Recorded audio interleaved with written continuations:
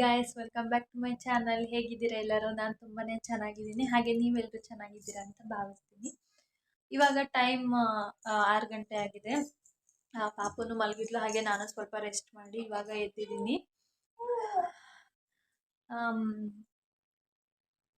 ಪಾಪು ಇರೋದ್ರಿಂದ ಟೈಮ್ ಹೋಗೋದೇ ಗೊತ್ತಾಗೋದಿಲ್ಲ. ಬೆಳಗ್ಗೆಯಿಂದ ಸಂಜೆ ಹೇಗಾಯ್ತು ಅಂತಾನೆ ಗೊತ್ತಾಗೋದಿಲ್ಲ. ಇವಾಗ ಬೆಳಕಾಗಿದ್ದೇನೋ ಅನ್ನೋ ಥರ ಇರುತ್ತೆ. ಆಲ್ರೆಡಿ ಸಂಜೆ ಆಗಿಬಿಟ್ಟಿರುತ್ತೆ. ಬೇಗ ಬೇಗ ಹೋಗ್ತಿದೆ ಟೈಮ್ಗಳು. ನೋಡ್ಬೋದು, ಪಾಪು ಇಲ್ಲಿ ಮಲ್ಕೊಂಡಾಗೆ ಆಟ ಆಡ್ತಾ ಇದ್ದಾಳೆ. ಇನ್ನು ಕಾಫಿ ಇವಾಗ ಕಾಫಿ ಕುಡಿಯೋದೆಲ್ಲ ಬಿಟ್ಟಿದ್ದೀನಿ. ಸಾಕು ಅಂತ. ನಾನು ಮೊದಲು ಸಹ ಕುಡಿತಿರ್ಲಿಲ್ಲ, ಈಗ ಕುಡಿಬೇಕು ಅಂತ ಹೇಳಿದ್ರು, ಹಾಗಾಗಿ ಕುಡಿತಿದ್ದೆ. ಸಾಕು ಅಂತ ಸ್ಟಾಪ್ ಮಾಡಿದ್ದೀನಿ. ನಂಗೆ ಅಷ್ಟೊಂದು ಇಷ್ಟ ಆಗಲ್ಲ ಕಾಫಿ ಟೀ ಎಲ್ಲ. ಆದರೂ ಸ್ವಲ್ಪ ದಿನ 1-2-3 ಮಂತ್ಸ್ ಕಾಫಿ ಕುಡಿದಿದ್ದಕ್ಕೆ ಸ್ವಲ್ಪ ಅನ್ನಿಸ್ತಿತ್ತು ಆ ಟೈಮ್. ಆದರೆ ಈ ಟೈಮಲ್ಲಿ ಕುಡಿಬೇಕಿತ್ತಲ್ವಾ ಅಂತ. ಬಟ್ ಅಷ್ಟೊಂದೇನು ಇಷ್ಟ ಆಗಲ್ಲ ನನಗೆ.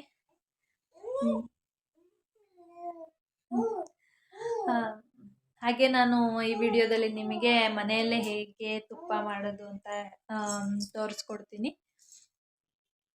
ವಿಡಿಯೋ ಮಾಡಿದ್ದೀನಿ, ಅದನ್ನು ಹಾಕ್ತೀನಿ, ನೋಡ್ಕೊಂಡು ಬನ್ನಿ. ಫ್ರೆಂಡ್ಸ್, ನೀವು ನೋಡ್ಬೋದು, ನಾನಿಲ್ಲಿ ಅರ್ಧ KGಯಷ್ಟು ಬೆಣ್ಣೆನ ತೊಗೊಂಡಿದ್ದೀನಿ. ನಾವು ಫಸ್ಟೆಲ್ಲ ನಂದಿನಿ ತುಪ್ಪನೇ ಡೈರೆಕ್ಟಾಗಿ ತೊಗೊತಿದ್ವಿ. ಇತ್ತೀಚೆಗೆ ಬೆಣ್ಣೆನೇ ತೊಗೊತಾ ಇದ್ದೀವಿ. ನೋಡ್ತಿರ್ಬೋದು, ನಾವಿಲ್ಲಿ ಅದನ್ನು ಬಿಸಿಗಿಟ್ಟಿದ್ದೀವಿ. ಅದು ಫುಲ್ಲು ಬೆಣ್ಣೆ ಎಲ್ಲ ಕರಗೋಕ್ಕಿಂತ ಮುಂಚೆ ಯಾವುದೇ ಸ್ಪೂನಿಂದಾಗಲಿ ಅದನ್ನು ತಿರುಗ್ಸೋಕೆ ಹೋಗಬೇಡಿ. ಅದು ಸ್ವಲ್ಪ ಕರಗಿದ್ಮೇಲೆ ಸ್ಪೂನೆಲ್ಲ ಹಾಕಿದ್ರೆ ಬೆಸ್ಟ್ ಅಂತ ನನಗನ್ಸುತ್ತೆ. ಹಾಗೆ ಕೆಲವರು ವೀಳ್ಯದೆಲೆ, ಮೆಂತ್ಯ, ಬೆಳ್ಳುಳ್ಳಿ ಎಲ್ಲ ಹಾಕ್ತಾರೆ. ಉಪ್ಪನ್ನು ಸಹ ಹಾಕ್ತಾರೆ. ಬಟ್ ನಮಗೆ ಪ್ಲೇನಾಗೇ ಇಷ್ಟ ಆಗೋದ್ರಿಂದ ನಾವು ಕೆಲವು ಟೈಮ್ ಅದನ್ನು ಮಾಡಿದ್ವಿ. ಬಟ್ ನಮಗೆ ಹಾಗೆ ಪ್ಲೇನೇ ಇಷ್ಟ ಆಯಿತು. ಹಾಗಾಗಿ ನಾವು ಅದನ್ನೇ ಫಾಲೋ ಮಾಡ್ತೀವಿ. ನೀವು ಬೇಕಾದರೆ ಇದಕ್ಕೆ ಈ ಥರ ಕುದಿ ಬಂದಾಗ ಅದನ್ನೆಲ್ಲ ಆ್ಯಡ್ ಮಾಡ್ಕೋಬೋದು. ನೋಡ್ತಿರ್ಬೋದು, ಈ ನೊರೆ ಎಲ್ಲ ಬಂದಿದೆಯಲ್ಲ, ಈ ನೊರೆ ಎಲ್ಲ ಹೋಗಬೇಕು.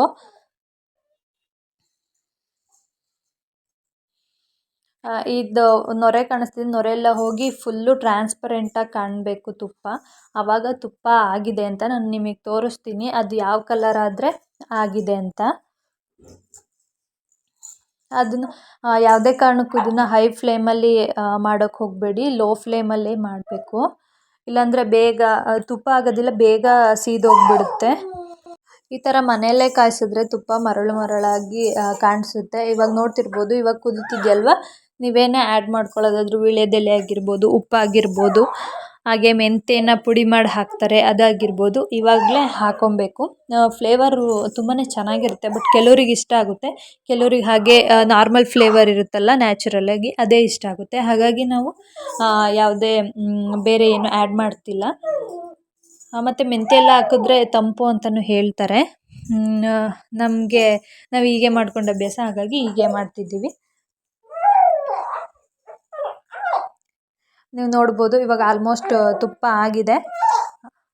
ಸಾರಿ, ಸ್ವಲ್ಪ ಡಿಸ್ಟರ್ಬೆನ್ಸ್ ಇದೆ. ಪಾಪು ಸ್ವಲ್ಪ ಆಟ ಆಡ್ತಿದ್ಲಲ್ವ, ಹಾಗಾಗಿ ಸೌಂಡ್ ಮಾಡ್ತಿದ್ದಾಳೆ.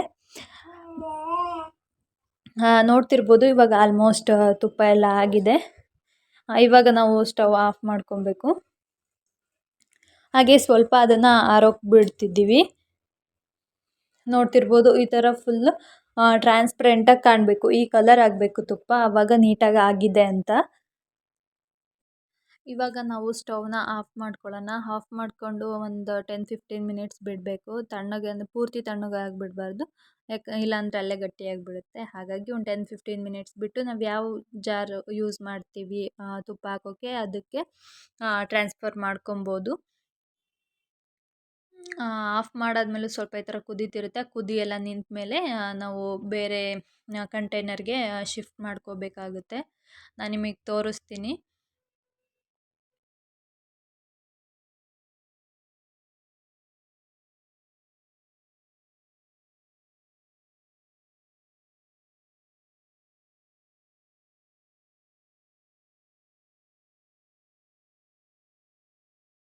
ಫ್ರೆಂಡ್ಸ್, ನೋಡ್ತಿದ್ದೀರಲ್ವ, ಇದು ತಣ್ಣಗಾಗಿದೆ ಸ್ವಲ್ಪ, ಅಂದರೆ ಫುಲ್ ತಣ್ಣಗಾಗಿಲ್ಲ. ನಾವು ಹಾಗೆ ಅದನ್ನ ಶೋಧಿಸ್ಕೊತಾ ಇದ್ವಿ. ಯಾಕಂದರೆ ಕೆಲವೊಂದು ಬೆಣ್ಣೆಲಿ ಕೆಳಗಡೆ ಸ್ವಲ್ಪ ಗಟ್ಟಿ ಗಟ್ಟಿ ಥರ ಬರುತ್ತೆ. ಆ ಥರ ಏನಾದರೂ ಇದ್ದರೆ ಹೋಗಲಿ ಅಂತ. ಈ ಬೆಣ್ಣೆಲಿ ಏನು ಅಷ್ಟೇನು ಬಂದಿಲ್ಲ. ಬೆಣ್ಣೆ ನಾವು ಯಾವ ಥರ ಕ್ವಾಲಿಟಿನ ಸೆಲೆಕ್ಟ್ ಮಾಡ್ತೀವಿ ಅದನ್ನು ಸೆಲೆಕ್ಟ್ ಮಾಡೋದು ಒಂದು ಟ್ರಿಕ್ ಇದೆ. ನಾನು ನಿಮಗೆ ನೆಕ್ಸ್ಟ್ ವಿಡಿಯೋದಲ್ಲಿ ತಿಳಿಸ್ತೀನಿ. ಈ ವಿಡಿಯೋದಲ್ಲಿ ನಾನು ಅದನ್ನು ವಿಡಿಯೋ ಮಾಡೋದು ಮರ್ತೋಯ್ತು. ನೋಡ್ತಿರ್ಬೋದು ಈ ಥರ ಕಾಣಿಸ್ತಿದೆ. ಇದು ಇವಾಗ ಇಟ್ಬಿಟ್ಟು ಬೆಳಗ್ಗೆ ಆಗೋಷ್ಟರಲ್ಲಿ ಅಂದರೆ ಇವಾಗ ಬಿಸಿ ಇರುತ್ತಲ್ವ, ಅಷ್ಟಾಗಿ ರವೆ ರವೆ ಥರ ಗೊತ್ತಾಗೋದಿಲ್ಲ. ಬೆಳಗ್ಗೆ ಅಷ್ಟರಲ್ಲಿ ನಮಗೆ ಗೊತ್ತಾಗುತ್ತೆ ಚೆನ್ನಾಗಿ ಬಂದಿದೆಯೋ ಇಲ್ವೋ ಅಂತ.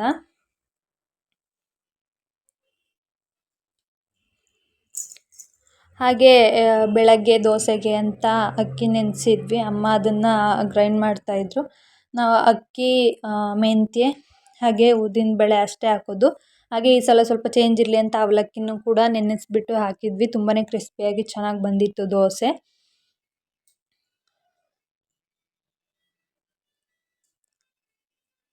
ಹಾಗೆ ನೆಕ್ಸ್ಟ್ ಡೇ ಇವತ್ತು ಮಾರ್ನಿಂಗ್ ನೋಡ್ತಿರ್ಬೋದು ತುಪ್ಪ ಎಷ್ಟು ತುಂಬಾ ಚೆನ್ನಾಗಿ ಬಂದಿತ್ತು.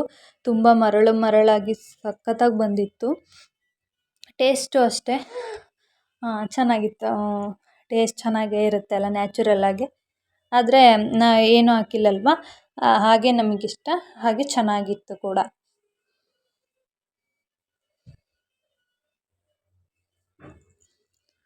ಇವಾಗ ನೋಡ್ತಿರ್ಬೋದು ದೋಸೆ ಹಾಕ್ತಿದ್ರು ಅಮ್ಮ, ಹಾಗೆ ವಿಡಿಯೋ ಮಾಡಿಕೊಂಡೆ. ದೋಸೆ ಜೊತೆ ಕಡಲೆ ಹಾಗೆ ಕಾಯಿ ಚಟ್ನಿ ಇತ್ತು.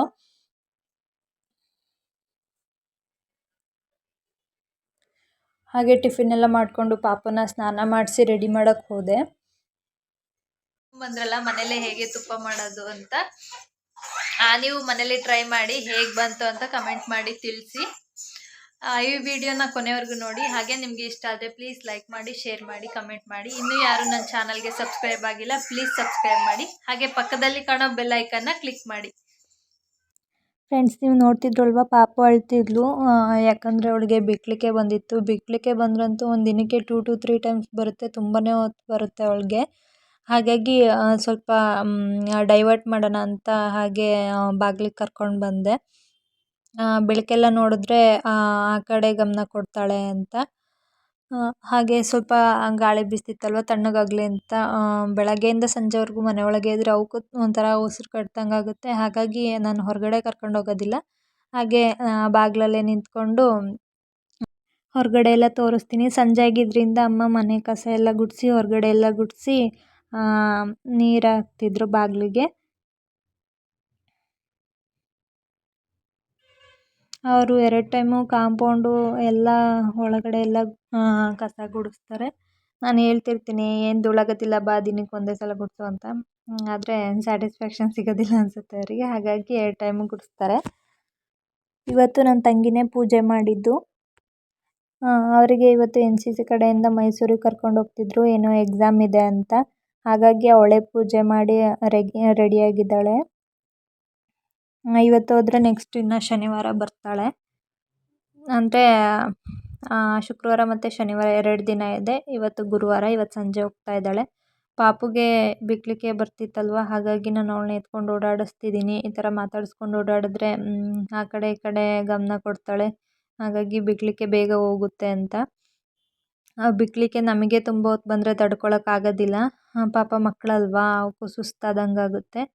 ಹಾಗಾಗಿ ನಾನು ಏನಾದರೂ ಹೇಳ್ಕೊಂಡು ಓಡಾಡಿಸ್ತಾ ಇರ್ತೀನಿ. ನಮ್ಮ ಚಿನ್ನಿ ನೋಡ್ಬೋದು, ಅಲ್ಲಿ ಸಿಂಕ್ ಹತ್ರ ಕೆಳಗೇನೋ ಸೌಂಡ್ ಆಯಿತು ಅಂತ ಅಲ್ಲೇ ನಿಂತಿದ್ದಾಳೆ. ಅವಳಿಗೇನಾದರೂ ಒಂದು ಸಲ ಸೌಂಡ್ ಬಂತಂದರೆ 2 ದಿನ 3 ದಿನ ಆದರೂ ಪದೇ ಪದೇ ಹೋಗಲ್ಲಿ ಚೆಕ್ ಮಾಡೋದು. ಇಲ್ಲಾಂದ್ರೆ ಅಲ್ಲೇ ಕೂತ್ಕೊಬಿಡ್ತಾಳೆ. ಅಲ್ಲಿ ಮ್ಯಾಟ್ ಇದೆ, ಮ್ಯಾಟ್ ಮೇಲೆ ಕೂತ್ಕೊಬಿಟ್ರೆ ಎದ್ದೇ ಬರೋದಿಲ್ಲ. ನೋಡ್ತಿರ್ಬೋದು ಅವಳು ಇನ್ನೂ ಸಹ, ನಾನು ವಿಡಿಯೋ ಎಡಿಟ್ ಮಾಡ್ತೀನಿ ಈಗಲೂ ಸಹ ಎದ್ದು ಬಂದಿಲ್ಲ ಅವಳು. ಈಗ ನನ್ನ ತಂಗಿ ಹೊರಟಳು. ಈಗ ಒಂದೇ ದಿನಕ್ಕೆ ಒಂದು ದಿನ ಹೋಗಿ ಒಂದು ದಿನ ಇದ್ದು ಬರೋಕ್ಕೆ ಹೋಗ್ತಿರೋದ್ರಿಂದ 2 ದಿನ ಅಲ್ಲ, ಜಾಸ್ತಿ ಲಗೇಜ್ ಏನು ತೊಗೊಂಡು ಹೋಗ್ತಿಲ್ಲ. 2 ಜೊತೆ ಬಟ್ಟೆ ಇಟ್ಕೊಂಡು ಹೋಗ್ತಿದ್ದಾಳೆ ಅಷ್ಟೇ. ಈ NCC ಅದು ಇದು ಅಂತ ಶುರುವಾದಾಗಲಿಂದ ಬರೀ ಅಲ್ಲಿ ಇಲ್ಲಿ ಓಡಾಡೋದೇ ಆಗಿದೆ. ವಾರಕ್ಕೆ 1 ದಿನ 2 ದಿನ ಅಂತೂ ಮೈಸೂರು ಅಲ್ಲಿ ಇಲ್ಲಿ ಹೋಗ್ತಾನೆ ಇರಬೇಕು. ಹಾಗೆ ಪಾಪುಗೆ ಇನ್ನೂ ಬಿಡಲಿಕ್ಕೆ ಸಹ ನಿಂತಿಲ್ಲ.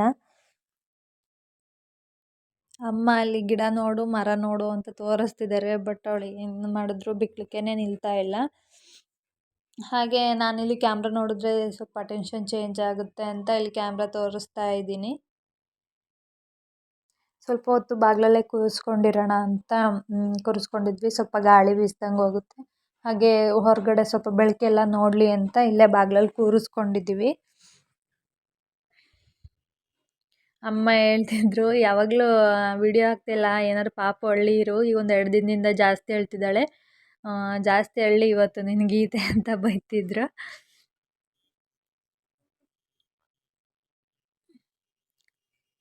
ಫ್ರೆಂಡ್ಸ್, ನಿಮಗೆ ಈ ಪುಟ್ಟ ವಿಡಿಯೋ ಇಷ್ಟ ಆಯಿತು ಅಂತ ಭಾವಿಸ್ತೀನಿ. ನಿಮಗೆ ಈ ವಿಡಿಯೋ ಸ್ವಲ್ಪನಾದರೂ ಇಷ್ಟ ಆದರೆ ಪ್ಲೀಸ್ ಲೈಕ್ ಮಾಡಿ, ಶೇರ್ ಮಾಡಿ, ಸಬ್ಸ್ಕ್ರೈಬ್ ಮಾಡಿ. Thank you for watching.